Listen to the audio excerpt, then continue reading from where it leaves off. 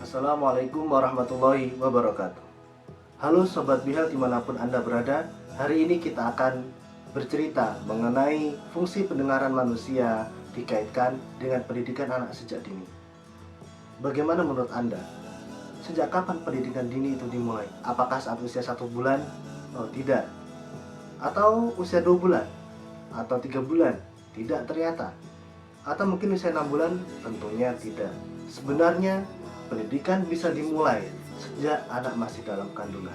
Kita sering melihat di sinetron atau di kehidupan sehari-hari ada seorang ayah membisiki janin yang dikandung oleh istrinya. Apakah janin tersebut bisa mendengar suara dari ayahnya? Mari kita lihat tabel bagian berikut ini. Ini merupakan hasil penelitian dari Robert dan Amber pada 2006.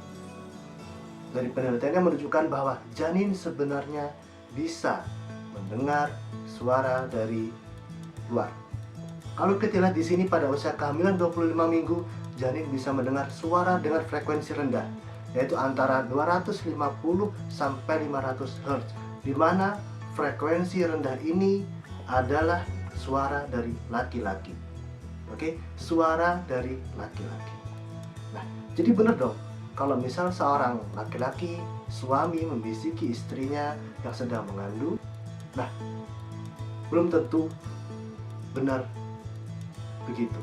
Karena kalau dibisiki, si janin tak bisa mendengar. Karena kalau kita lihat bagian di sini, pada usia kehamilan 25 minggu, suara yang bisa dengar kekencangannya atau desibelnya adalah 70 desibel. Di mana suara ini setara dengan suara lantang seorang laki-laki. Jadi kalau bisik-bisik, ya mana bisa dengar gitu.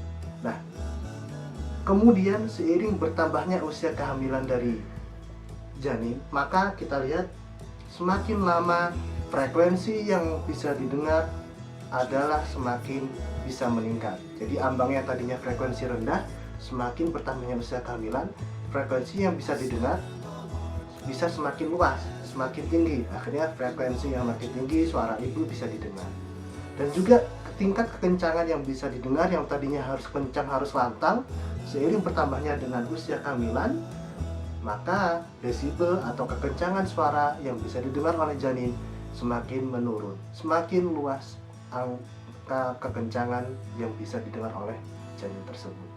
Nah, baik, pada kesimpulannya bahwa mari kita perdengarkan calon anak kita dengan suara-suara yang baik, dengan harapan memori dari otak saat itu berkembang, dia bisa merekam suara-suara hal baik tersebut, sehingga ketika lahir kelak dia punya memori yang bagus. Dan sebaliknya, jangan sampai dikasih perdengarkan suara-suara yang tidak baik, karena khawatirnya memorinya yang sedang terbentuk dalam otaknya yang terekam adalah hal yang jelek-jelek, sehingga ketika lahir sudah ada rekaman memori hal-hal yang tidak bagus.